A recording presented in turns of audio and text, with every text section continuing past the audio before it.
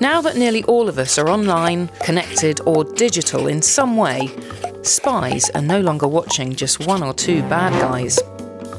Instead, the UK and US governments are both collecting massive amounts of information from the things we do on our phones and over the internet.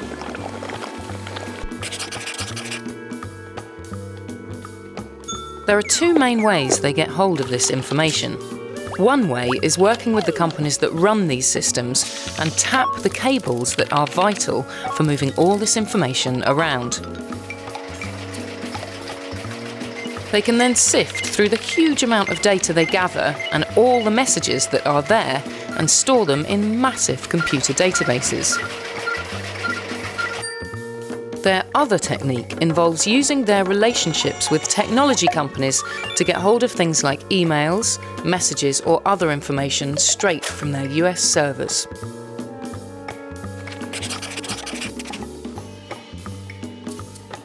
The spy agencies do throw away most of the content they collect. They keep that on their systems for about 3 days, then discard everything that's not from one of their targets. Metadata though, who sent a message, who it was to, when it was sent and more, is a different matter. The agencies keep almost all the metadata they see for around a month in the UK and up to a year in the US. That lets them build up profiles of millions of people, who talks to who knows who, and where people are if need be. These revelations pose many questions. What is the balance between our right to privacy and the authorities' duty to protect us? Governments in America and the UK argue that these surveillance programs help keep us safe from terrorism. But what happens if you're wrongly accused?